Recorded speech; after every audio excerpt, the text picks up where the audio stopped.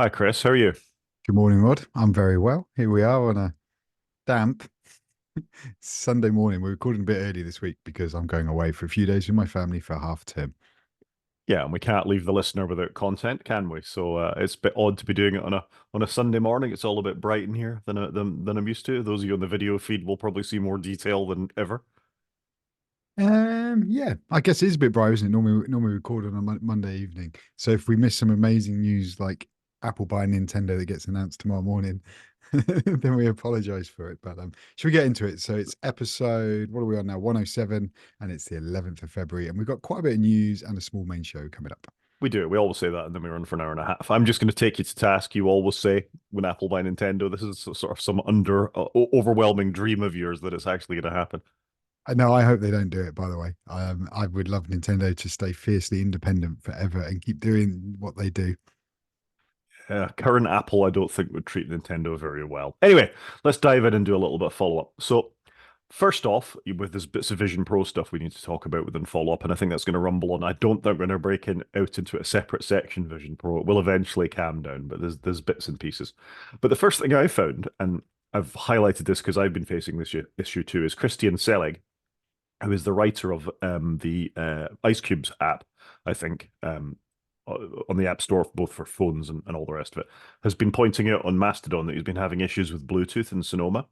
And this week, I've been having lots of issues with Bluetooth and Sonoma. Actually, my Magic Mouse at work and my Magic Keyboard just randomly disconnect for no reason at all. I'll be typing away, I'll be halfway in a sentence, and it'll just stop all of a sudden. So it's been driving me mental. I've been having to go into the Bluetooth, touch the trackpad of my laptop. Thankfully, it's a laptop, and reactivate Bluetooth from the menu up at the top. And looking through this thread that I've posted to on Mastodon, we're not the only ones. Now, that is interesting. That why would that suddenly break unless they've obviously done something in the background for maybe something up and coming.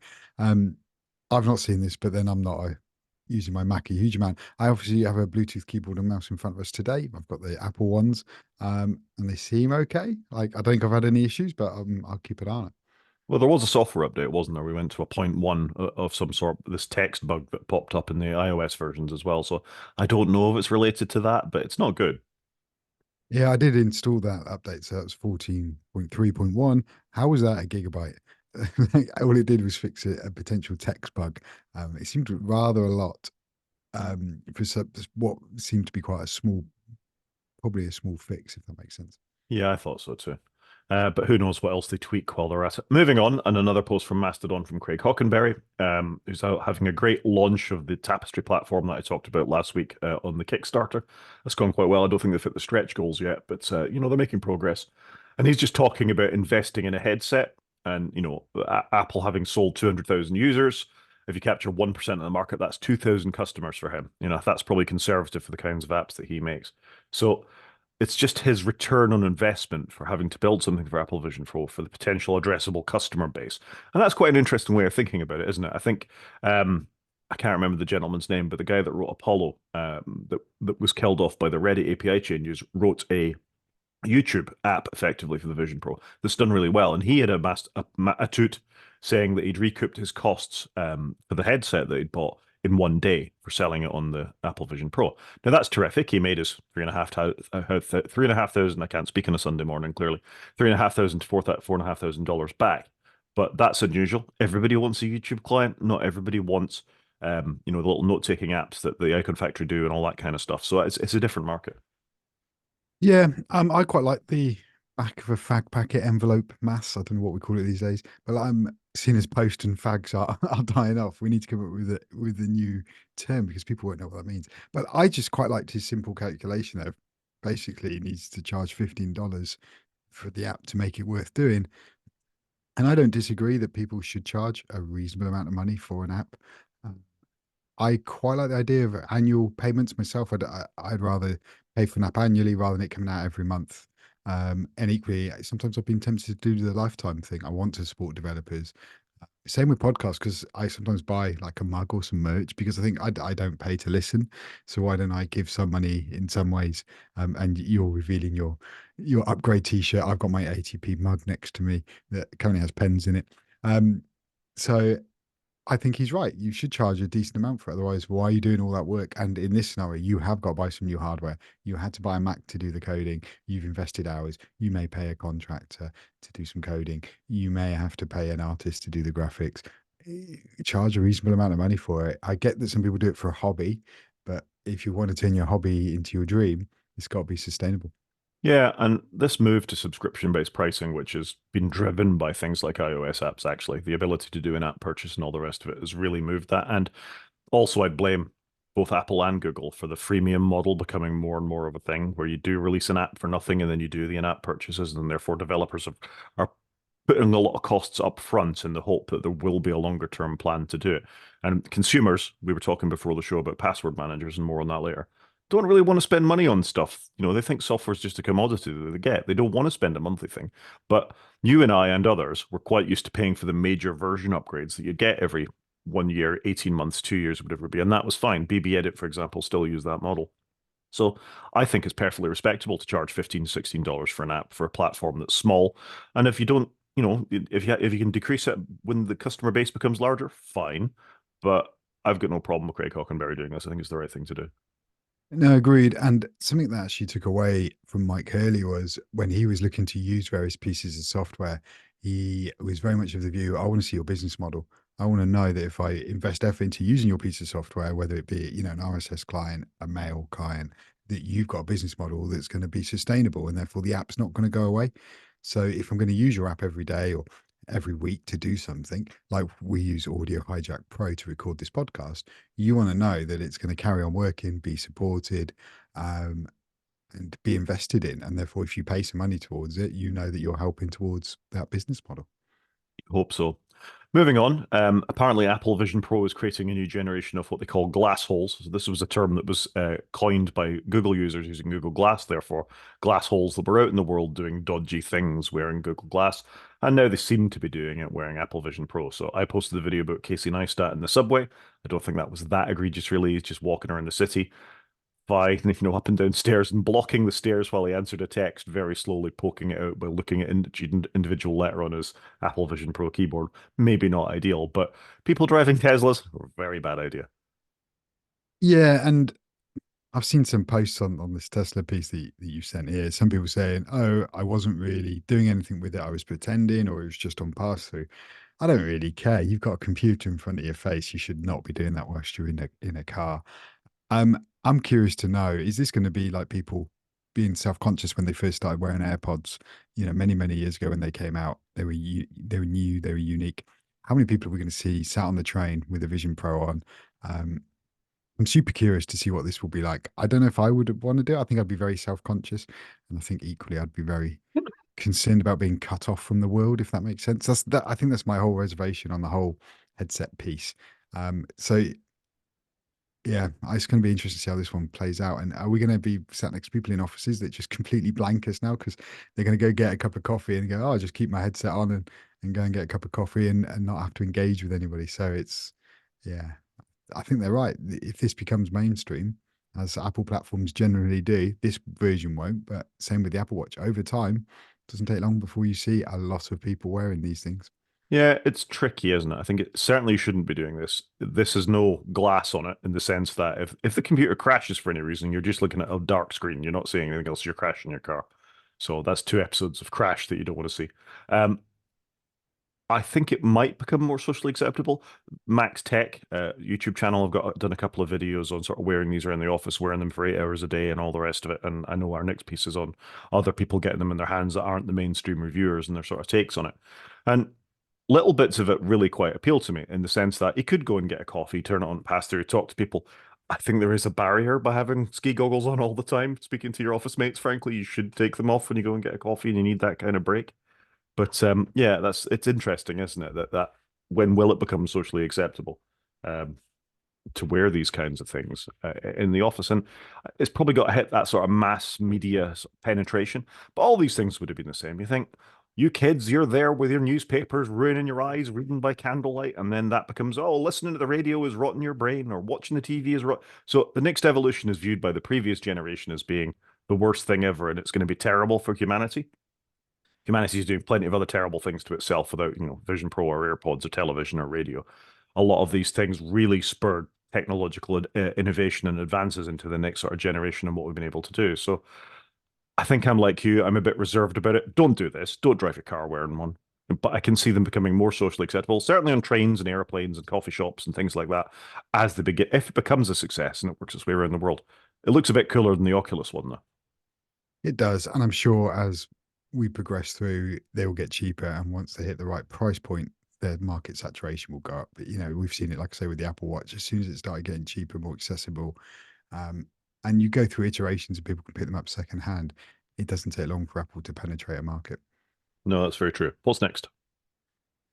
Next up, we've got Plex. He's not currently developing a dedicated Vision Pro app, which I was a little surprised about. I'm not a big Plex user at all, but I'm surprised they're not doing this because Apple are pitching the Vision Pro very much version one as consumption device, very similar to the iPad, and look how that's turned out for them. But I'm surprised about this because Plex usually seem pretty good at keeping up with the tech. They usually have good releases, very frequent, and you got to think, is it that much work to tick the box and go make us a Vision Pro app? I know they've then got to support it, and they've got to test it, but it's odd to say they're not developing one, whereas you just expect them to go, we're not planning to release one right now, but we are working on it in beta and seeing that we can make it a better experience. Yeah, I was a bit surprised by this. Plex are making some odd moves at the moment. They just released video rentals within the app as well, which as the app designed for people who have their own home media libraries, to suddenly then connect it to the internet to go, okay, you can rent stuff within it as well, which I guess maybe get around some piracy issues that they face. But it's a philosophical change for the company to go from that curating your own stuff to going to elsewhere. And they also had a feature recently that was just going to post out on the internet what you were watching. That's potentially very worrying, isn't it? Wow, yes, given what people use Plex for, like I say, I don't really use it. I'm just aware of it in my purview. Um, yeah, I just thought it was interesting, and especially now if they're doing rentals, as you say, this is a media consumption device. This is prime content for it. So I'm amazed they're not doing it. So, but hey ho, it's probably the same when people did all the Apple Watch things. I think we had the opposite problem there. Every company rushed to do an Apple Watch app, and then we then saw years of them undoing their Apple Watch apps or slowly walking away from it or not keeping up with the platform changes and probably very low user base because I think it took a while for people to realize actually the Apple Watch isn't shouldn't have everything like the iPhone. It should have more workout based apps. People aren't going to use it to read all their email, for example.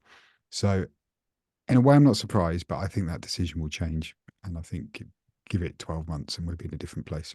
Yeah, and we're going to talk later about YouTube or Alphabet have already made that kind of change. But yeah, I agree with you. Ultimately, it will change as more people have them in their hands. It makes no sense to do it yet, and companies are being more cautious with Apple at the moment, as we've repeatedly talked about on the show. Moving on, and just this was an interesting little thing. And as you look at media on iPhone screens and your Mac screens and all the rest of it, how colors can change. So, Cable Sasser from Panic, makers of fine software, and I think your little gaming handheld as well, right? That's Panic. That is correct, which is sat just here, which I should really fire up at some point. Yeah, you should. You haven't talked about that in a while, and you were so keen to get it. Anyway, Cable Sasser from the company has posted a picture of a highly fluorescent van driving along somewhere in America. When I look at this on my MacBook Pro screen, it's really quite a lurid color. It looks properly like a highlighter that one of the Stabilo highlighters you got in a packet in green. But when I look at it on my less good HDR Philips screen that I'm using as my main screen here, it looks very washed out, and it's just sort of a pale green color. So a little test of your Apple or other hardware that is quite cool that these things come over in photographs. Yeah, I think it's cool. I also think, however they've painted this van, it's amazing that they've got such a vivid color on it. What a great bit of advertising. I'm on my LG Ultrafine display, 22-inch one that I've had for a long, long time.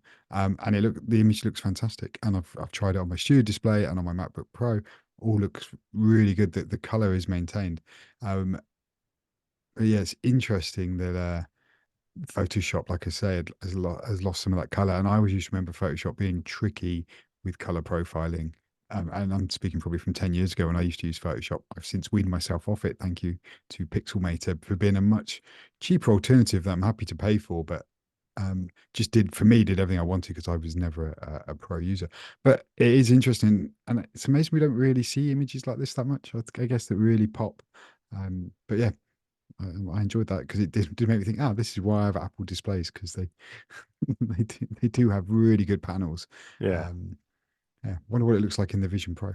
That'd be interesting. I think the color reproduction's not quite so good. I was listening to John Syracuse talk about wearing the Vision Pro in the shop, and some of the color reproductions. And even Casey Liss was saying when he had it on and he looked in pass through down at the charging cable on the MacBook Pro, the orange that it was for charging wasn't what he was expecting at all. So I think there is there's things to find out about the Apple Vision Pro and that sort of color reproduction compared to what we're used to with screens and certainly good televisions.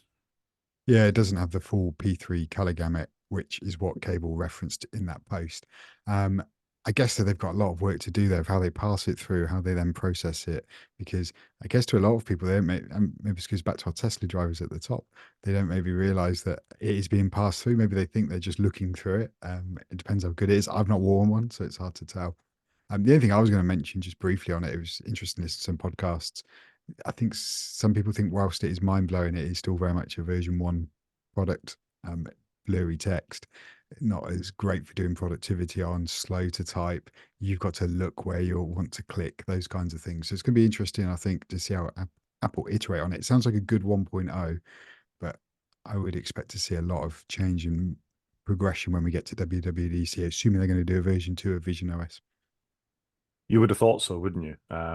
There's more to come here. I think that's what we always said. This is basically the developer unit that's out in people's hands now. So we'll have to see how it's received by the public. Obviously, various idiots are wearing them in Teslas, but yeah, the reviews seem more positive than I was expecting. I got to say, I was expecting a bit more negativity about the glass hole sort of commentary about people. Why are you doing this?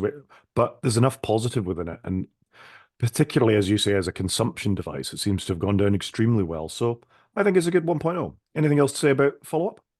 No, I think that's it. Should we get into news? Because we've got quite a smorgasbord, I guess, of news. Yeah, I think while we've been focusing on Vision Pro, we've kind of let the other areas slide, even though we did quite a lot of news last week. Maybe not. Maybe I'm being unfair to us. So moving on to the news. The first story is Apple haven't entirely ignored AI. We talked about Tim Cook mentioning it in the shareholders meeting last week, and now they've actually released something. Obviously, it was in the phones and things before now on various photo improvement bits of software and all the rest of it, but now they've open sourced a thing called MGIE or MLLM, guided image editing, which is an open source piece of software that you can download or try where you can make visual edits to a photograph, for example. So one of the articles I read on it, for example, would say, here's a picture of sky. It's sunset over Los Angeles. Can you make the sky a little orange? Can you make the sky a little blue? And it will try and do those changes for you on the photograph while you're narrating it. And it's good enough that will even change the reflections on the windowsills when you ask it to make it that sort of slightly more orange or different tints within that. So I think it's quite an interesting thing. I laud them for open sourcing it. I think that's slightly on Apple at the moment, particularly. Um, we're still waiting for FaceTime, Steve. But I think this is the kind of thing that they should be doing, but it's in an expected area. We know about photo editing from Apple. This isn't that surprising. I think it is a little surprising because why? Why? What's their motivation for open sourcing this? Are they trying to get some feedback ahead of baking it into something, get it more widely used? I think Apple's being cautious on the AI front because they want it to be correct, if you know what I mean. They don't want to be in the press for, I guess, having, hallucinations and things that we spoke about the other week. I wonder if they're trying to just let it iterate because it does feel a little too soon, in my view, for some of the AI tools to be as mass market and freely available as they are because they can be factually incorrect. So I wonder whether Apple are doing it for that reason.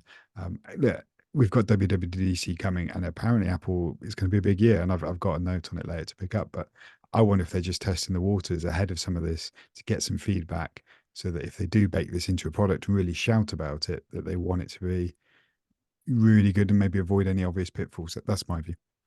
I think that's probably fair. Cynically, I also think they want to be seen for doing things and putting out little bits of piece of software like this without doing the big bang thing shows they have got skin in the game when it comes to the AI side of things. So when journalists can report, oh, and Apple are doing a thing too, in the same way Facebook have their Llama model, then it shows they're playing in the game and they're not just doing nothing, which is the sort of common perception of what Apple's doing. Open sourcing it is a little surprising, but then they use lots of open source software. FreeBSD, the fundamentals of macOS and iOS and tvOS, etc., etc. are fundamentally an open source operating system at its roots, and they keep that side of things up to date as well. So it doesn't entirely surprise me, but slightly uncharacteristic for the moment. But yeah, I think it's skin in the game. Yeah, and it helps keep a bit of press going to show that we are doing AI. And I think there's a lot of skeptics out there going, "Are Apple doing anything in this space?" So yeah, it'll be good to see how it unfolds throughout the year. I think this will be the equivalent of Microsoft's year last year for Apple within the AI space. Microsoft had a big year in AI last year. Going to do a similar thing this year. It'll be interesting to see. Are we going to have Apple's equivalent of Copilot baked into all our devices? Are we going to have a button on our keyboard, on our soft keyboards to do this? Who knows? They've never done a Siri button, so it's going to be interesting. Was there not a Siri button on the touch bar? I never owned a touch bar, so and I think the people that did never used it. There possibly was, but do you know what I mean? Though they never had that, so it's going to be really interesting to see where this one's going. I've got Siri on my Mac. I never use it. Yeah, I turned it off. I turned it off. Moving on, other things Apple are doing is they're overhauling their Windows app suite. So iCloud, Apple Music, and others are now available for new versions in the Windows App Store. You can download them, and this is really the death of iTunes, isn't it? Oh, the long, slow death of iTunes. How long have we had Apple Music on our devices? I was using my Mac yesterday, trying to use Apple Music on it, and then it's so different to the iPad versions, to the phone versions. You kind of want them to do the same on the Mac. Can I have the iPad client if that's what I want on my Mac, but leave the historic iTunes one for the people that enjoy that? I think this has taken far too long for them to do that. It feels like only in the last 18 months they've really started moving their Windows strategy along to sort iCloud out to a modern look and feel rather than using all the old stuff. Same with Apple Music, Apple TV. How has Apple TV taken so long to get a client on there? People like a dedicated app. So I'm amazed it's taken them this long to get their services really done nicely on Windows and to use the modern Windows 10 aesthetic, whereas they kept peddling the pre-Windows 10 era apps. It just feels very slow for that company. Surely they've got a team that are working on this stuff. A person band would have churned it out quicker. Oh, maybe. Anyway, iTunes does still exist in the sense that you've got to use it for managing your podcasts and audiobooks on Windows PCs. But so no podcast app, no, it's not a perfect change, but it's closer. But surely that needs to come as well. Get Apple Books on there, get Apple Podcasts on there. If they've done Apple Podcasts in the car, for like in your Tesla, it's got to come to other platforms, surely. You would have thought so. Moving along, there's a bit of an odd case appeared in Oregon where Apple appears to be lobbying against right to repair. So Apple, we talked about it at length on this show, would ship you various suitcases with tools in to do repairs properly on phones. They've expanded it to the UK, as we talked about. So they seemed cautiously positive about doing the very minimum they had to do for right to repair. But this is a right to repair bill that came to light in Oregon last Thursday, which is the first time that the company has an employee actively outline its stance on right to repair at an open hearing. Despite and although they support the weaker repair law in California and obviously in the UK as well, they don't want this more wide-reaching bill in Oregon. So I don't like that very much. No, this is not a good look, is it? Surely, with all of Apple's green credentials that they are very much peddling at the moment, I'm surprised that they're coming out and saying this. I think there needs to be the right balance. I think the right to repair, there should be some consumable right to repair items like a battery, maybe swapping out SSD. Um, However, I think you've got to get the balance right of when you start getting maybe to screens and more complicated pieces because you don't want it to jeopardize the product. But equally, I think there should be a much finer balance than what we have today. Yeah, I think they're beginning to get this balance wrong. And isn't it interesting how the feeling against Apple is beginning to change? I mean, it's not just you and I that are going about, oh, don't like that very much. It seems to me in certainly the tech press that going from being the company that is kind of on your side, green, little bit money grabbing, but not a thing, now they're entirely seen as money grabbing. It seems the first default position people have of them is, well, they're only doing this to line their pockets. They're only doing this to get this. They're only doing this to get that out of it. They're only doing it to entrench their position. And that's a worrying shift for Apple, from the plucky underdog to the gorilla in the room that will ransack your pockets for the second you walk in through the door. It's not a great look, as you say. No, not a good look. And it kind of feels like the EU DMA bill that we've been talking about, in that if Apple maybe had done something in this earlier, we wouldn't then be forcing them to make changes now. Whereas if they had some form of right to repair and did some consumable repairs and made it a little bit more accessible, that we could have avoided all this, but they haven't done that. They've stuck to their guns of their way, and it's quite expensive with Apple Care or getting the repairs done by Apple. And therefore, they're now being forced to do it maybe in a way that they don't want to. Yeah, and we see the way they feel about this with the way they price RAM and the way they price SSDs. You know, to go from 8 gigs to 32 gigs is, I don't know, $800 or something like that. It's a huge amount of money. So I can understand from a keep things in your lining up in your bank account point of view. You don't want people getting into there and be able to stick in a $16 stick of RAM instead of the $200 one you're charging. But this is more than that. This is about the ecosystem of your products and the way it's not used by us as new users, but 5 years down the line, 10 years down the line, as you hope your products last that long. So it's not very good.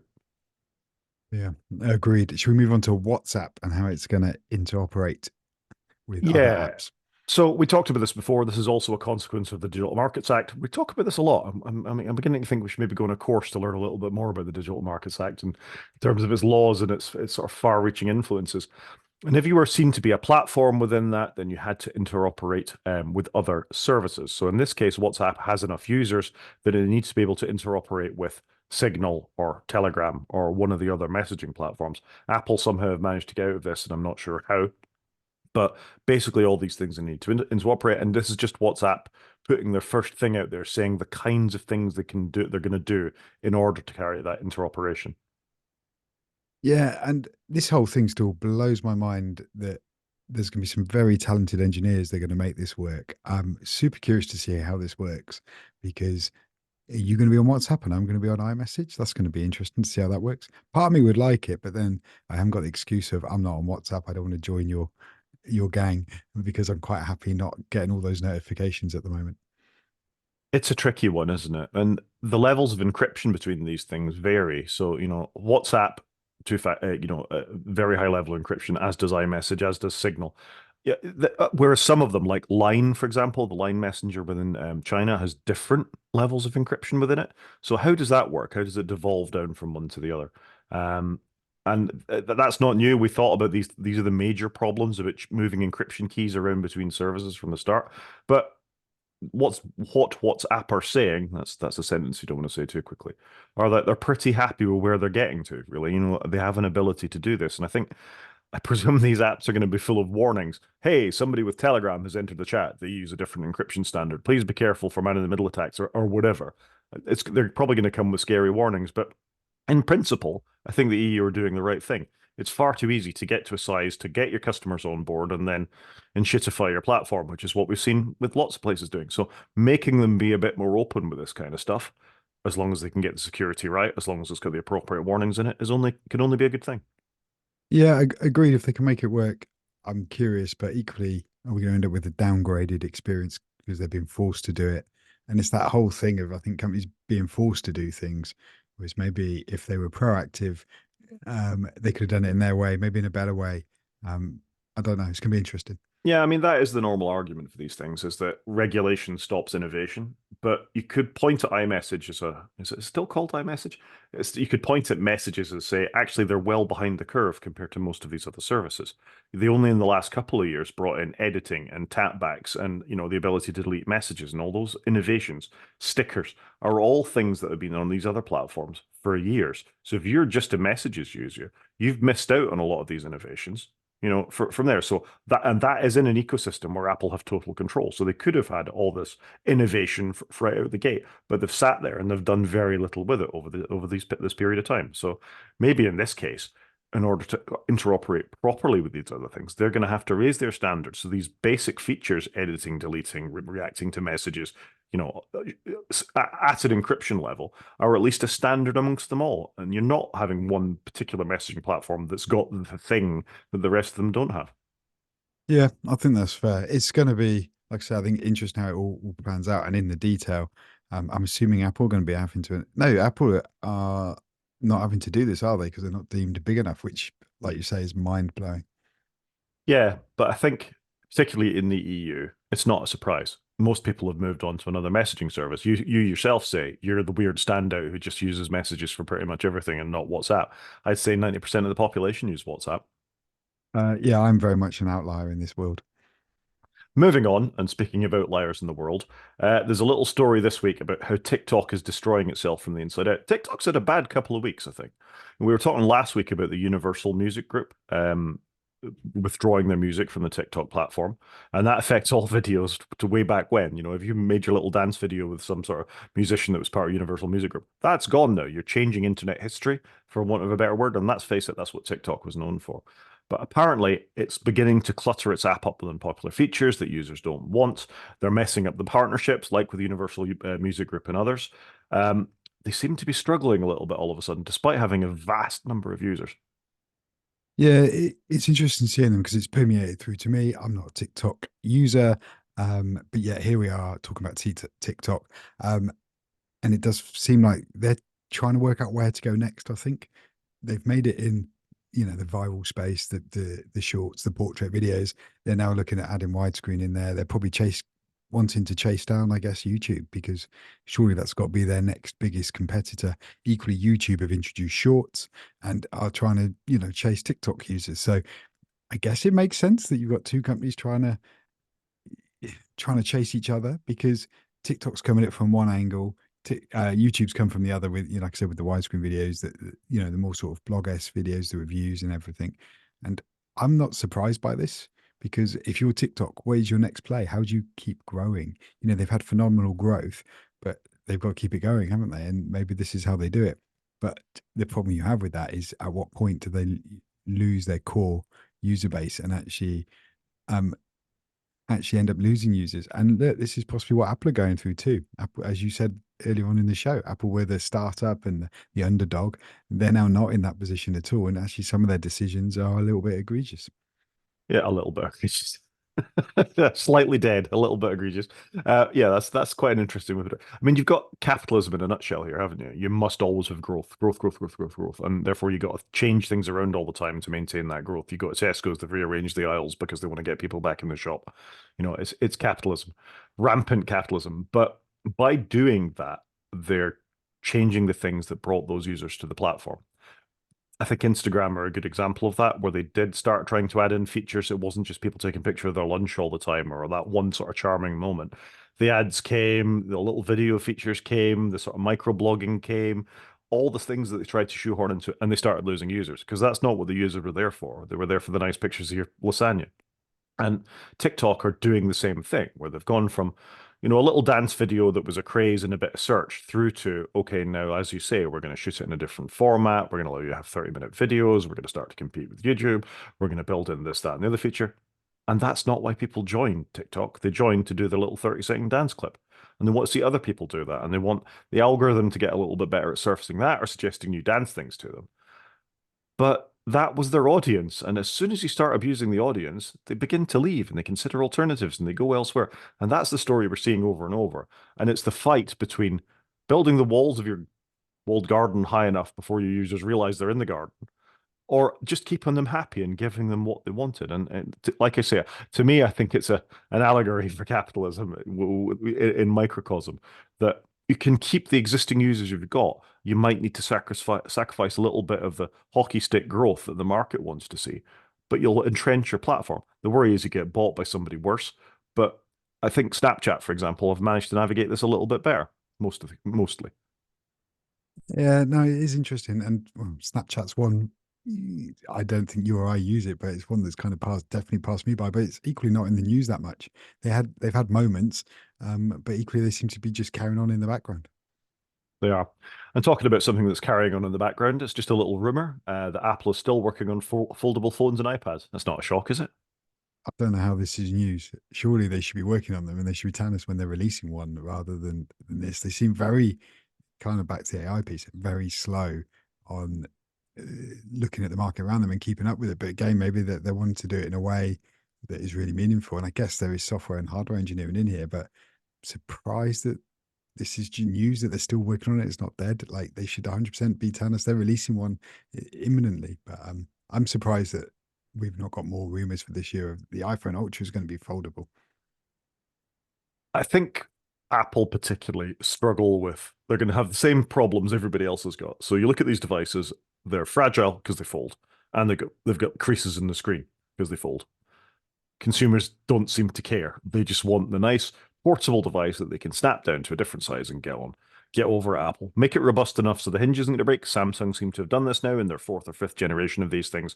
Motorola have coped with it as well. Yes, the first couple of them were dodgy, but you don't hear many mass market stories of these things falling apart. I guess not as many people buy them because they're expensive, but they're good enough now. And in fact, if you look at some of the reviews from Marquez and others, they are more than good enough. You know, you can buy them and get and use them. Maybe not. Maybe don't buy the Google Pixel Fold. That's been slightly more controversial. But the Samsung devices in particular seem to be rugged enough, good enough, and give the extra features that people want from these kind of devices. Come on, Apple, the time is now. Agreed. And they're a lot more prevalent. Certainly in my office space, I'm seeing a lot more people with fold devices. They are starting to reach, as their price comes down, secondhand models, they're starting to be a lot more popular in the marketplace. And I think Samsung have done an amazing job iterating on it. I'm still amazed when I see one in the office and my colleague just flips it out, and clicks it in. I don't know what the right terminology is. And there you go. He's got a phone that's twice as big as what it was 5 minutes ago. It's fantastic. Yeah, they're super cool. Moving on, other things from Apple. We've got more stuff in the 17.4 beta that's come to light. So the first one is the fixing the weird reactions feature. I was getting hit by this a lot. I've disabled it almost everywhere now, but occasionally I'll join a Google meeting as opposed to like a Zoom or a Teams that I'm more used to making, and I'll do something that isn't a thumbs up, and I'll get the thumbs up and the fireworks going off and all the rest of it. Have you been hit by this much? A little bit, and occasionally it can be very inappropriate when it happens. If you're having an awkward meeting and suddenly you've sent balloons up, a little bit, but not too much, I must confess. Obviously, I'm using it on my iPad predominantly. Um, yes, I'm not surprised they're making some changes here because we've had feedback from our colleagues across our work environment that why is all of a sudden balloons happening? And because I don't think the feature was terribly well publicized, they should have had a splash screen a bit more just to re-emphasize that if you do this on a video call, it can do these effects. It is quite cool. It is good, and I've enjoyed using them comedically, but it's when they misfire that's the problem. It's so, no, I don't think it's hit and miss is the world. It's such a gimmick. You know, you do it for a couple of times when you first realize it's there, but you don't need it a lot of the time. You know, Zoom is a feature which we use Zoom for the video part of our call and the recording of it that will give you the emoji. Like if you're clapping somebody in a meeting because they've announced something very, very good, it will do that for you based on the recognition you've got. And I think that quite muted response is not a bad way of doing it, actually. I don't need fireworks behind me a lot of the time. So it's a whimsical feature, and we're always saying Apple should add more whimsy, but I feel they got the tone a little bit wrong with it. Yeah, potentially. So I'm not surprised they're doing some work on this. Another thing they're doing work on, look at me with the segues this week, is that iOS 17.4 seems to remove web app support for iPhone users. So what this means is once upon a time, you could visit a website, you could say add as a web app to your iPhone screen, and it would give you a dedicated launcher, often using that website's icon as so it looked like a normal app on your iPhone.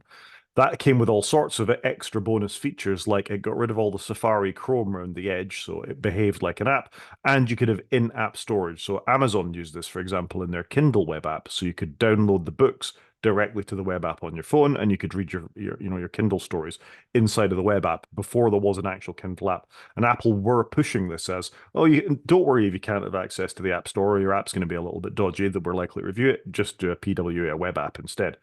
And for the EU users, at least, they seem to have stopped this.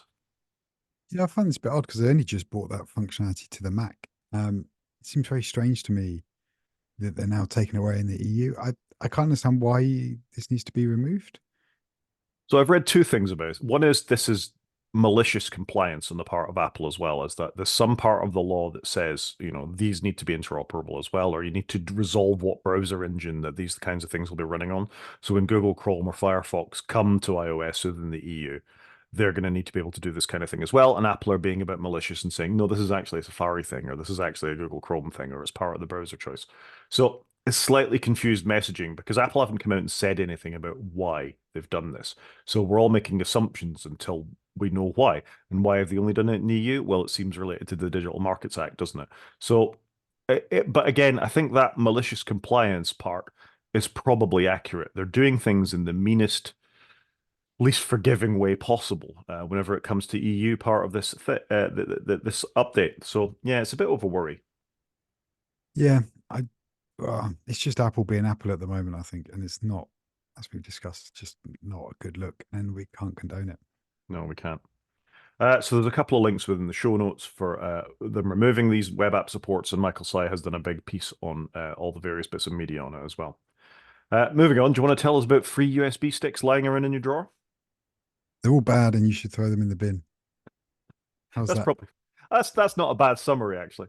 It's not a surprise in some senses that the three things you got at conferences are just the old, very low capacity ones that are lying around are rubbish.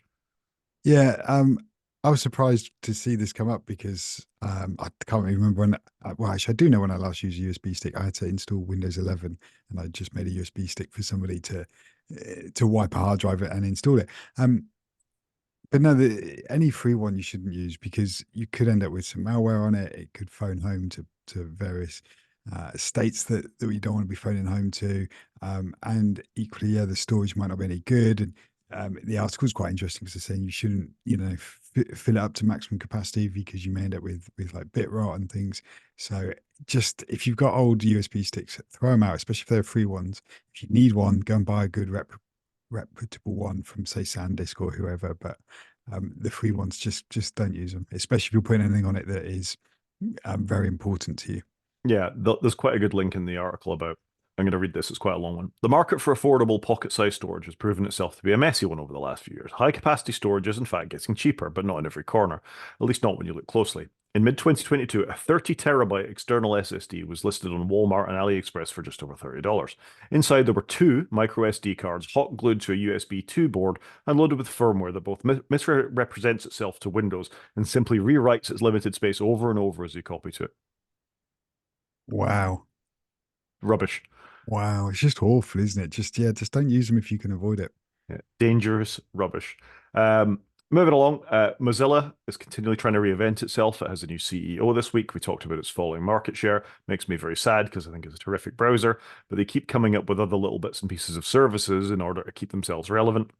This latest one is a service that claims, for the princely fee of $9 a month, that it will go out to data brokers and try and find where your personal information has leaked and try and delete it, or at least ask them nicely to delete it. This is stable door, horse bolted stuff, as far as I'm concerned. If your data has leaked, it's in every hard drive on every bit of the dark web across the internet. So Mozilla going off and removing it from one service isn't going to do anything. I think I was in a slightly different place to you. I think part of me was thinking, you know what, this might be worth it because then I get less cold calls. If it starts coming off as services and data feeds, then it won't happen instantly, but maybe over time it would actually start to reduce because I do often ask people, how did you get hold of my mobile number? I don't give that out to anybody. And they're like, it was on your LinkedIn. I was like, that's not on my LinkedIn publicly. So how did you get it? And they're like, we take feeds from mobile places and squish them all together. So part of me was thinking, maybe I should sign up for this and try it out. But yeah, I don't know. I'm curious to know whether it's any good, and I'm also curious to know how long will it be around for. And that's the more crucial thing. I think a big company like Google kills apps faster than you can blink. So I think if this, for example, was an initiative of the previous CEO who's now gone and they have a new one in, maybe this is one of the things that'll be up against the wall. What Mozilla for me needs to be good at is making a really good browser that's compelling and a good alternative to Safari and Chrome and the others that are out there. That's the core feature. That's what everybody knows them for. Yeah, they vaguely make an email client. Yeah, they vaguely do Pocket, the bookmark saving service, but everybody knows them as the browser company. So back to what we were talking about before, be good at what you're good at. Yeah, sometimes focusing on your core business is better than having distractions. Side note: Tesco are closing it or are selling their Tesco Bank because they just want to focus on their core business. I think we've seen this with a lot of organization. They've got big, they've diversified to demonstrate growth, and then they're like, well, actually, our core business is big enough. Let's focus on that. Yeah. Moving on, iOS 17 hasn't gone as well as iOS 16 in terms of getting installed on devices. This surprised me slightly. It didn't for me. The only reason I say I don't think it surprised me is because there's not that many, real big tentpole features of like, I must install iOS 17 because I'm going to get X. But we are now, what, 6 months into it. So I am a little surprised that Apple aren't being more aggressive of pushing it out. I certainly know where I work, as of tomorrow, we will only accept iOS 17 as the platform you can log into on your iPad or your iPhone as a minimum, because we're trying to squash iOS 16. We don't need any more. One reason why it might be a bit slow is it does drop support for iPhone 7s, 8s, and 10s. So the bar, bar is being raised quite significantly there, I think. So maybe that's part of it. I'm curious to know when iOS 18 potentially comes out this year, are they going to keep the minimum requirements the same and start listening to what Google are doing, saying there'll be 7 years worth of support? I'm yeah, curious to know how that's going to play.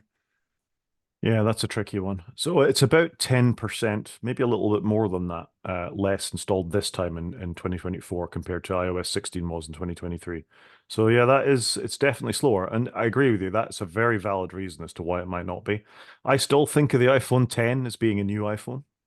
Agreed. Any phone that doesn't have a touch but a home button on it, I think, oh, that's quite modern. But actually, the iPhone 10 came out a long time ago now.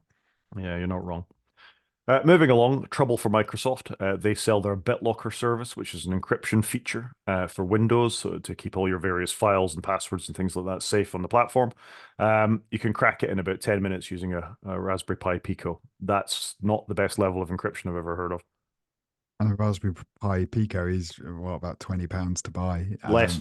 and is not a gargantuan computing powerhouse. So not a good look for Microsoft here. No, it's not. And it's a very specific hack, just to be slightly reassuring for Microsoft. You've got to have the trusted platform module and the CPU separate, but they are on lots of computers. It's only recently since Windows 11 has come along that they've mandated it's all got to be in one thing. And in fact, even then, I think the trusted, as long as there is a trusted platform module, you can get on with it. So not all CPUs contain this. So this is a bit of a worry, and it just shows we trust the platform vendor with how secure our operating systems are, unless they're open source ones like Linux, where it can actually be independently tested, of course. And both Microsoft and Apple not doing so well on the security encryption stuff at the moment. No, it's a ever moving feast, though, isn't it? I guess. But be interested to see what Microsoft do. Can they do anything to combat this? Will there be any firmware updates? I don't know how the BitLocker piece works, but it's going to be interesting to see. Do they respond? Yeah, it will be. But well done for the security hackers who did this kind of stuff. It really impresses me when you can do it so quickly, so efficiently, with not a lot of money spent. Yeah, and it is. That's the thing. I think it's a £20 give or take device, not a £20,000 device to break a very common encryption. Yeah, and in 10 minutes as well. That's no time in security world. No, it's nothing. Moving along, apparently Google and Mozilla aren't happy with the new iOS browser rules. This isn't a surprise. I'm not, they are, of course, the major competitors. So, yeah. Yeah, I mean, it's not news. It's got to be better for them in a small step in that you can now have your browser engine, but are you going to do it for the EU only? Um, you've got to think though, Apple longer term are going to do this wider. I do think this is the beta way of testing it in the EU because they've been forced to. You've got to assume it's going to happen. Excuse me, it's going to happen a lot wider across the world, but I guess it depends how long is that going to take. And are companies like Mozilla and Google wanting to run two variants of their browser engine on iOS, or will they just leave it as it is until it's worth doing? Yeah, I can understand why they're upset about it. It is very locked down, and if you choose to move to those other marketplaces off the App Store, then you can't be on the App Store anymore. It's a binary choice, isn't it? So Mozilla's not happy. Google backing up Mozilla said, strong agree with Mozilla. Apple isn't serious about supporting web browser or engine choice in iOS. Their strategy is overly restrictive and won't meaningfully lead to a real choice for browser developers. I think that's fairly accurate. I understand why they're upset about it. I mean, Apple has it so locked down on iOS with Safari, and Safari, for all Apple say they improve it every year, doesn't get the features. You and I reckon, how many alternative browsers have I recommended on this podcast over the years? You a lot, me, I just live with Safari. I think you're mad to do so. But I'm going to recommend another one today, actually. I talked about it a couple of weeks back. But there is innovation in browsers and platforms. And by Apple, we talked about this earlier in the show. By Apple locking it down in this way, they're not innovating. Yes, it's fast enough. Yes, it's good enough, but it's not as good as it could be. And they're not being pushed to it. And they're not being pushed to really innovate out. In the same way we say Windows users sit down and install Chrome the second they get in front of it. They don't want Edge. I wonder what proportion of Mac users do the same because they can on the Mac as opposed to they can't on iOS. Yeah, that's true. Yeah, I don't know actually. That could be a little question for another day. Anyway, moving on, and just a very quick story to top up what we were saying before. YouTube is actually planning to develop an Apple Vision Pro app, but use Safari for now. Not a surprise. Yeah, not surprised. I mean, like I say with Plex up front, surely even if you haven't got ready now, you're going to signpost that it's coming at some point. I found this very bizarre. I agree.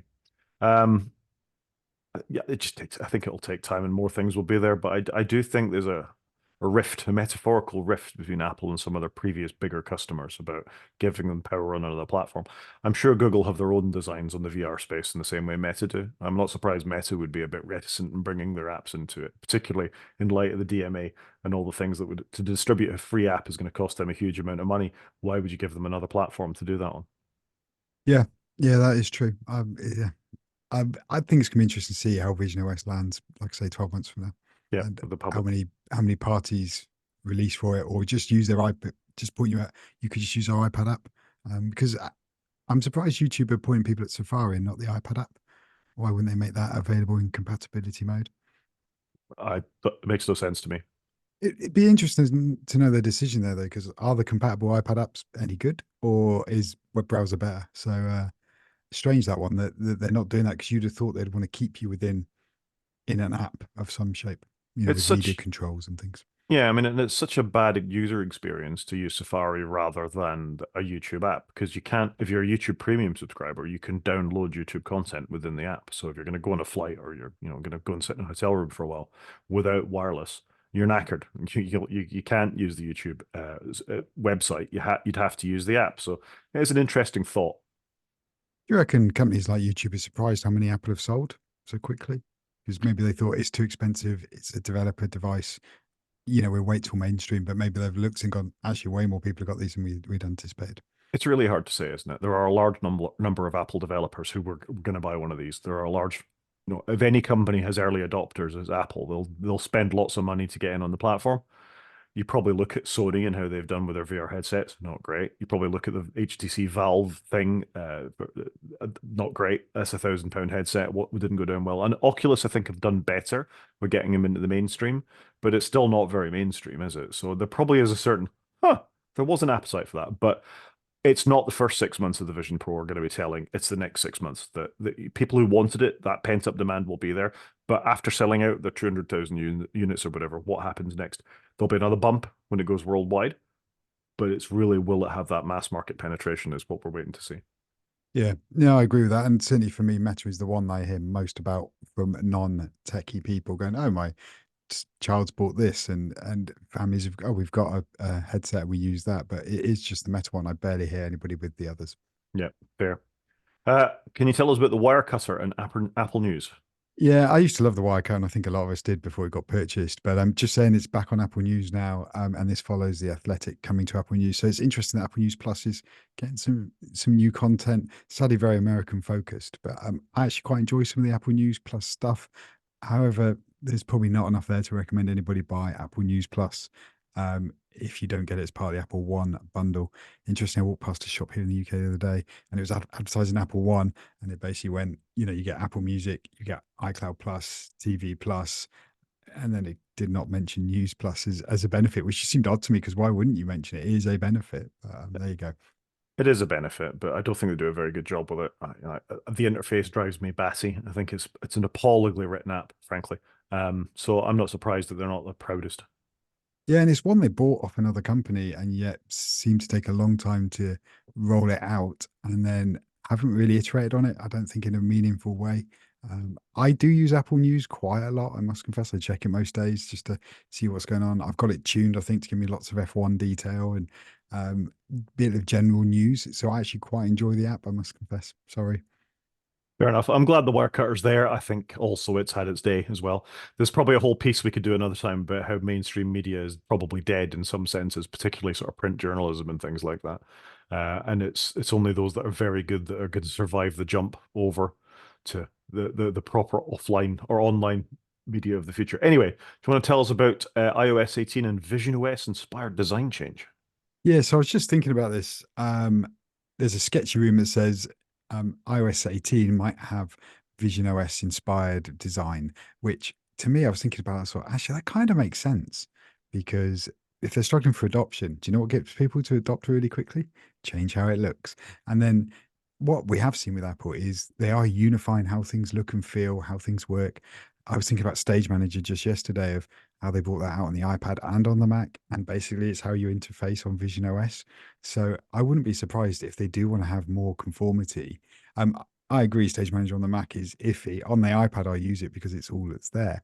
But I'm not surprised they want more conformity across their platforms because you want somebody to be able to pick up their phone, know how to use it, maybe go to their Mac, know how to use it, go to their iPad, go to their Vision platform, and actually a lot of things to be in the same place. I think it's taken Apple a long time to get there.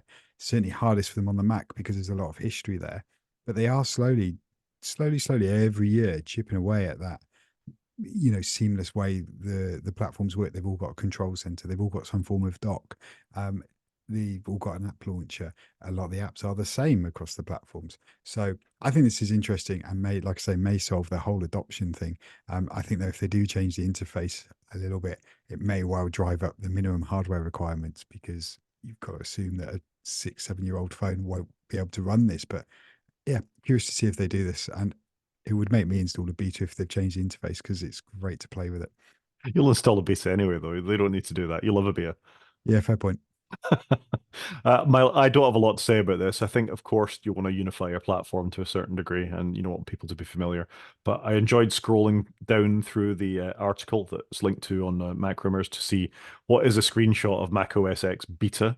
I can tell it's Mac OS X Beta because the Apple menu is dead center in the middle of the toolbar at the top. But just look at that Aqua interface and the sort of brushed glass and all the rest of it that was on there. Those were the days. That is a beautiful interface, and we have lost a little bit of that as it's got flattened over the years. Sadly, though, that interface was ahead of its time because it was just too slow, wasn't it, when it came out? But it was beautiful. It'll be interesting to see if we ever go back to any of that because everything seems to have a renaissance at some point. It does. I love the 3D looking folders. That was just a nice touch. And the Finder window itself just looks quite elegant, actually. It was beautifully crafted. I guess though, when I was going to say Mac OS 10, but it wasn't. It was OS 10 came out. They only had one major operating system to worry about, whereas obviously life's very different now.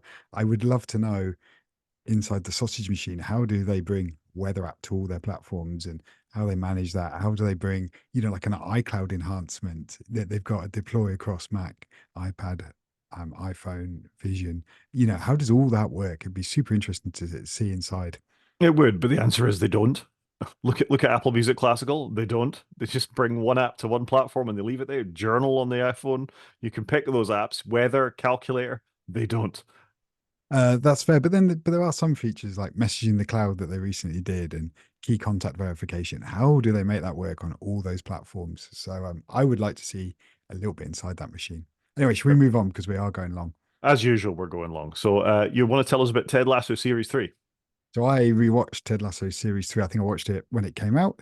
I enjoyed it. It was okay, but I didn't rave about it. Whereas actually, I've watched it again very recently. I've watched all 3 seasons very recently, which is probably why I haven't got much in the media space. Actually, really, really enjoyed it second time around, but it could have been much shorter. I think they did have a couple of filler episodes in there. They could have just tightened it up a bit, but enjoyed it, and I think they finished it well. Yeah, I don't have great memories of Ted Lasso season 3. I don't know why. I did take the time to watch it as I went along. It was better than season 2. I still think Coach Beard goes out clubbing or whatever that episode is was just a very dull, boring episode of any television show, not just of Ted Lasso. And I think that episode was an inflection point for me where it changed a little bit. And I'm like, this isn't the show that it was. The first season was such a high. They could never have stayed close to that, really. And I thought they ended it well. I thought Ted Lasso Series 3 had a good ending. And there were a couple of very nice episodes involving Jamie Tarr and Roy Kent that sort of hit quite well. But other than that, I don't think it was a great season. But it's interesting to watch it again and get that feeling. Yeah, and I think there were bits I maybe missed. I just think it was okay on the whole. It wasn't as good as season one. I did enjoy season two. I think it is the weaker one, but they ended it well. But they just had a little bit too much in the middle where they could have just trimmed it slightly and tightened it up. But would recommend if ever you're on the fence around it because it is still good. A bit more adult themed than I remember, so I had to be careful not to watch it when my children were around. Fair enough. Moving on, next story, and this is one I just think is fascinating. Disney has invested $1.5 billion in Epic Games with plans to build a new games and entertainment universe. Now, I put this in. I wasn't sure where to put this. I didn't know if it belonged in games or media or the news or what, but I settled on media because it's a media and entertainment universe. So, did you see this story? Yeah, I did. And then I looked back over and I thought, actually, I'm not that surprised seeing that Netflix obviously are doing something similar in this space. They're trying to get their game arm going. So this is all about growth, isn't it? What did Disney do to keep growing? They've bought nearly all the franchises they can buy. So I think it kind of makes sense. And obviously, they probably want to get there before Microsoft snap them up or whoever it may be, because obviously Microsoft bought Blizzard recently or Activision. Um, they're both the same. So I'm not surprised at all in hindsight that they're doing this because, like I say, you look where Netflix are going, you look at what the other platforms are doing. Be curious to know how this is all going to work. Well, yeah, the thing that really makes me interested in this is probably Epic are a bigger company than Disney. Probably. I wouldn't like to go in any great depth about it, but Fortnite is absolutely vast. The Unreal Engine is absolutely vast. Epic have a game store, and we were talking before when we were thinking Apple might buy Disney about how big media companies are compared to, games and electronics companies. So Epic is not small. They've certainly got lots of money to take Apple to task in court and things like that. So they're not short of money with Tim Sweeney and his cohorts. But the real thing I was thinking about is Apple and Disney have always been quite close. The Vision Pro is full of Disney content. So, it's got a special thing for Avengers Tower you can watch the Disney movies in and et cetera, et cetera. Apple and Epic are not very close. Have got a very contentious history. And in fact, Epic aren't allowed to develop on Apple platforms because they had the developer certificates revoked. So, how do Apple feel about Disney chucking a bunch of money Epic's way? And what happens when Disney go, this new game of ours is entirely built using Epic technology. We're going to put it on there. Or it's based in the Fortnite universe. Apple, you must bend and put it on there. I think that's quite interesting. Now, you're right, that is interesting. The optics of this. It'd be interesting to know who from Disney phoned up Tim Cook and went, we know we're your best buddy, but we might be investing in somebody that's not your best buddy. I hope you're okay with that. Bye. So, yeah, really interesting, I think, how this is how the optics will play out, I guess. Yeah, and my final thought on this, and I think it's oh gosh, I've forgotten the name of the show. You'll have to come back to me. The Rob McElhenney show, Epic Quest, Raven's Quest Things Banquet, that TV show about a computer game development company on Apple TV, which is really great actually and worth watching. Raven's Quest something banquet, isn't it? I think the games within that are from Unreal Engine. So, Oh, really? yeah, I think so. That they just do clips when they're sort of segueing between the characters in it occasionally of that. Maybe I'm wrong, and maybe it's Ubisoft, but I've got a feeling Unreal Engine is involved there somewhere. So already Apple have got a relationship with that company potentially that's quite contentious. So yeah, I think this is quite a fascinating story and definitely worth watching. Yeah, but no, let's keep an eye on this one. And at what point are Disney just going to outright buy them? It's interesting they've invested, like Microsoft invested in OpenAI, but it just seems odd, especially if they become more reliant upon them further down the road. Definitely, and sticking with Disney, and I'm not sure what to make about this. I don't know what your feelings are about the first generation, the second generation of Star Wars films, but apparently the Phantom Menace is about to land back in the cinema, and all I can say is no. Yeah, it is interesting, this one. My son actually quite likes some of these movies. So he may be happy to go see it on the big screen, but equally, I think he's quite happy just to watch it at home. I'm surprised. But Disney seem to be doing this quite a bit at the moment because they've put a few Pixar films through the cinemas. I think it's Soul and Turning Red, and Luca, um, which obviously came out in more of a streaming pandemic era, and they're trying to re-release them. I just wonder, is it worth it? Is the effort worth it? Are enough people going to go and watch it? I understood before because it was largely things that had come out in the pandemic. So fair enough. But there was no pandemic when Phantom Menace was on, unless it was a pandemic of bad cinema. But yeah, this is a bit odd. Yeah, it is a bit odd. Maybe they think, 20 years or 25 years down the line that people have calmed and warmed to it a little bit more, maybe. I don't know. I think it is bizarre. It's not like it was, held up as a classic film of all time. No, it's not. But maybe your children's generation and my children's generation look at it a little more warmly than we did. Yeah, definitely. I've seen it, my 10-year-old does. Fair enough. Moving on, I've put a little link in the show notes to my reference to No, by the way.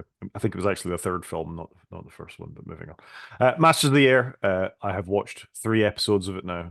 I started the fourth one. I switched it off after 10 minutes. I don't know if that tells you all you need to say about it, really. You did better than me, but I'm gutted because I was quite looking forward to it. Yeah, it's a shame, isn't it?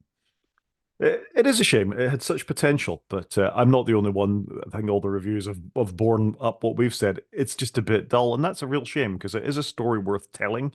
You know, it's a really important point in history. I I understand why the focus is on the American side of that rather than what the Royal Air Force did with Lancasters and even from a German perspective, a story telling what it would have been like to be under those bombs or something like that would be a fascinating and an interesting take on history. I think there's so much potential for learn your lessons from history that could be taught from something like that, but they give us this slightly dull, soapified CGI fest. It's a shame. Yeah. I think yes, I think you summarized it quite well. It is a shame. It's just what could have been a fantastic story is Yep. not. Fair enough. Criminal Record. I had fervently hoped the last episode I watched, which was episode 6, was the last one. It's not. There's another one. I'm quite upset about that. It's again avoid Criminal Record. It's again just a shame about some good talent, some good acting, some good music, and then heavily wasted by the most boring procedural problems around it. So avoid. I will watch the 7th one because I'm going to finish the damn thing now. I know I shouldn't waste my time on it, but I've watched this much. I want to finish it. Have you watched Mr. and Mrs. Smith yet? I've watched the first episode of Mr. and Mrs. Smith. Surely that's a better investment of your time. Okay, I'm glad you're nodding because for a minute I was worried you can go, no. No, I really liked the first episode of Mrs. Smith, Mr. and Mrs. Smith, actually. Good chemistry between the leads, interesting idea of what's going on. I quite like the sinister agents in the background with a hi-hi. Yeah, there's a lot to recommend about that show and looks fantastic. I mean, it's beautifully shot. Yeah, the picture quality is absolutely stunning. And I remember saying the same to my children when you watch Grand Tour, just the quality of some of the what they've captured is just blows my mind how sharp it looks. I know it's been streamed to me, but really good. And I've really enjoyed it. I'm only about halfway through Mr. and Mrs. Smith, but would definitely recommend. I don't know how it's going to end, but it's just quite an interesting concept. I think they've done it in a really nice way.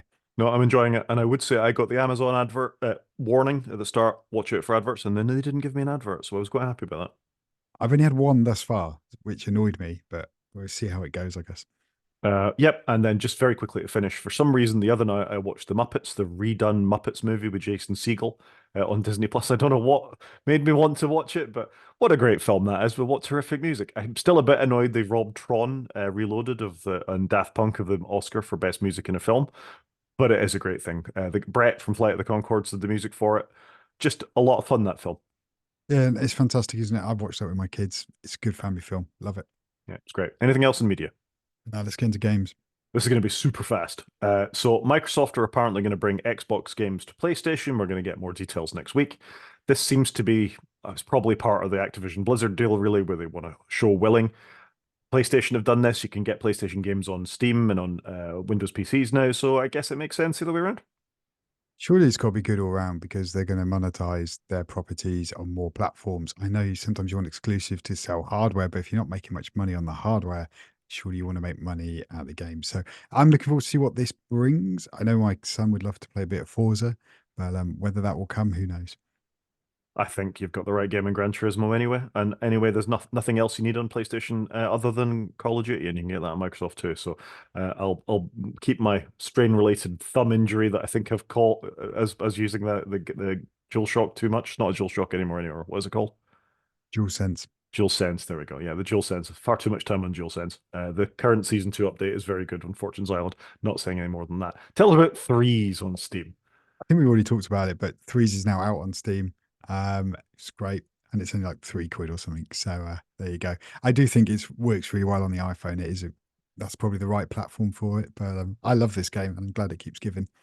I have no comment on threes on Steam. Should we do a main show? Let's get into it. I think we're gonna have a brief main show. So we're gonna start with one password. Yeah, so last year, it must have been about a year ago, you decided you were going to try and use the built-in Apple password software for a week to see how that would go, and it didn't go very well, and you ended up back in one password. But what I've seen over the last few months is sort of increasing issues with one password, and Federico Viticci has said it quite well for me here on Mastodon the other day. But things not working with the Safari extension, both on iPad and on Mac. And I wouldn't say I've had the same issues, but I hit these little pain points every so often with one password where the built-in browser drop-downs for completing passwords and things like that overwrite the one password ones that hit behind it, and trying to get the one password thing to activate over the native one can cause problems. And I've seen it with other users as well, particularly with Safari, where it suggests the strong password, and trying to get them out of using the strong password to use the one from one password or something like that can become very frustrating. So our corporate one is LastPass. I don't have a lot of good feelings about LastPass, and I make use of my own anyway, which is one password. But it doesn't matter what the thing is in the background. They don't play well with browsers, no matter what it is you choose. And your experience of using the built-in ones doesn't seem any better either. So much as I love one password, I kind of want to take a glance to the side a little bit and see what alternatives are, as things like this, things like Casey Lissell was going on about how bad he finds the performance of the app. Now it's an Electron app compared to, the way it used to be when it was a native Mac app, and just bits and pieces around that. Plus the fact I'm paying whatever it is, 60 quid a year to Agile Bits to maintain my one password, and it's somebody else's cloud. And as we always say, having it in somebody else's cloud is a problem. So I just want to have a. I probably won't do anything. I might have a experiment for a week to see what else is out there, but I thought I'd look and see what other open source password managers might be like. Okay, so it's always good to have a look around. So when I did try Apple's passwords out, I was just disappointed with the lack of features. I'm by no means a one password power user. I think Apple's passwords is great for most people. My wife and my family use it. I use one password. I get it for free because work pay for one password for work, but they're quite clever in that they go, you can have a free personal account, and so you can just redeem the cost of your personal account in essence. So I do that. Would I pay for it? I probably would, because I think it is better enough than Apple's built-in one. I haven't looked at the others. Um, I find the apps pretty good. I've got them installed on all the places. Um, I kind of wish I could have it on my PlayStation the other day. I was trying to sign into an EA account and the Epic accounts on my PlayStation for me and my son. Why can't I have a password manager on there? I've never really looked into it. Um, but I've not looked at the others. I get one password's had issues, but what I have found with one password is that 98% of the time it's secure, it's up. I don't mind just lob it. I often just nip into the app and grab the password and nip back again. That seems to be my de facto. I log in with my face. Um, I just really like the app, and it's been good for me. And I like the Watchtower functionality where you can see new security features you might want to go and put 2FA on an account, or they now support passkeys. I must confess I haven't done much with passkeys yet. That's something that I do need to explore. We've just gone passwordless where I work, which is kind of cool that you can log in and just, use your phone to authorize it. So that's kind of where I'm at with it. I think it is worth looking around because it's been top of the pile for a while, and there will be some challenges coming there. I don't know where I'd start there with your list. You've put in Bitwarden, KeyPass, and NordPass. But for me, I think I don't want to store my passwords in my own cloud because I worry it wouldn't be secure enough. That's probably my concern there. I think that's reasonable. To your point about one password apps being good, and they are, don't get me wrong, I really do like one password. It's been an app of the week at least once, possibly twice before we started keeping better track of such things. And we've talked about it at length, and I think it is a great application. I do occasionally struggle with its authentication stuff. The iPad app particularly I don't think is very good.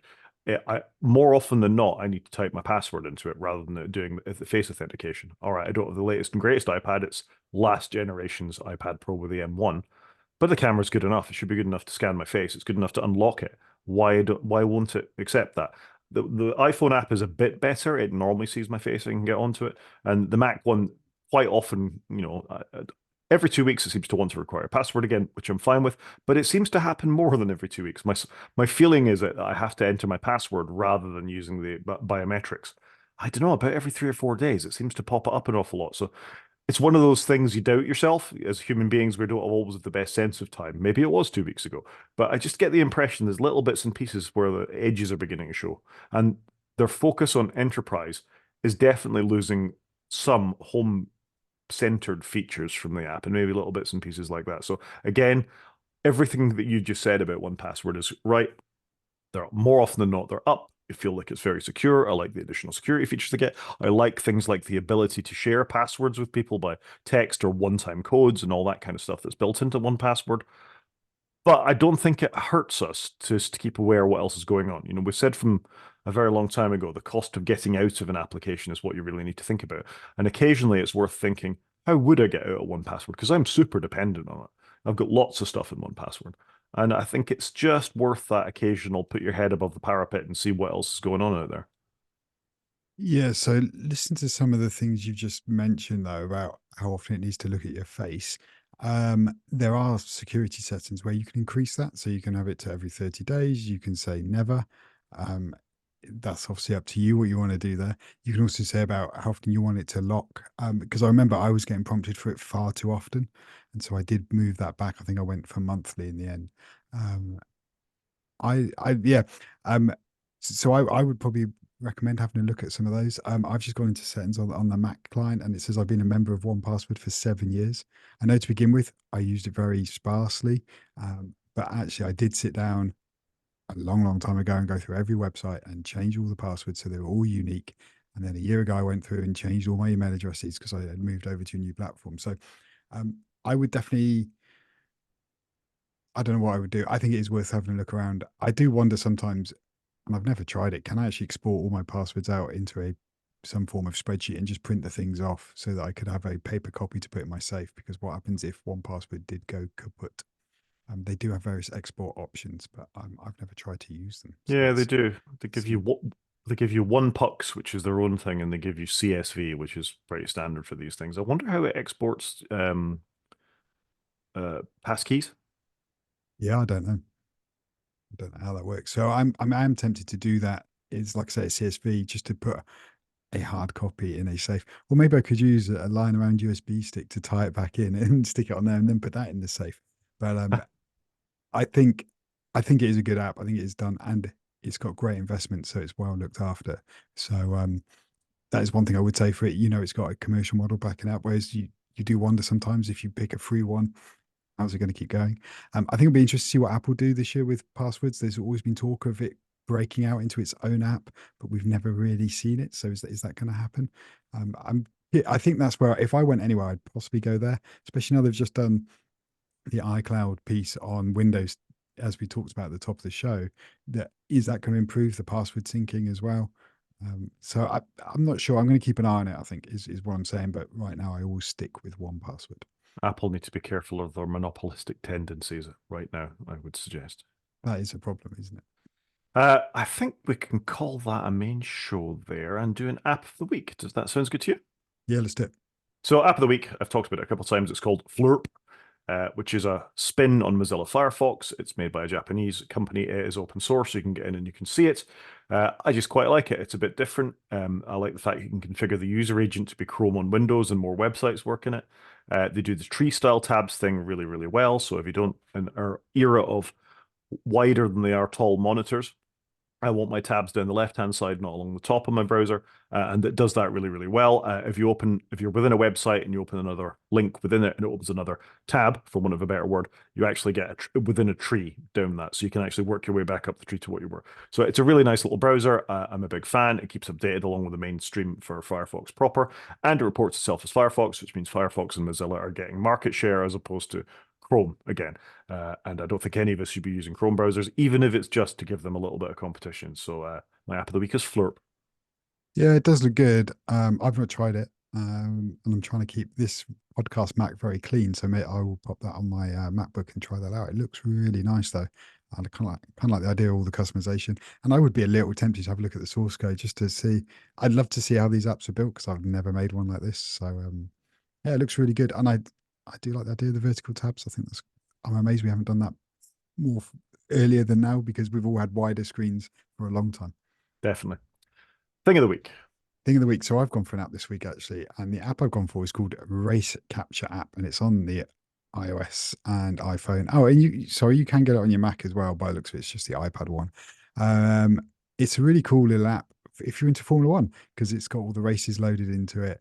You can see split times and things. I've not used it before, but I have paid the developer £10 as I'm keen to see what it's going to be like for the 24 season that's just about to start. You can do a lifetime subscription, which was £40, which means I'd have to use it for 4 years. And I thought, who knows? I don't know how good it is. So I've just signed up for the 1 year.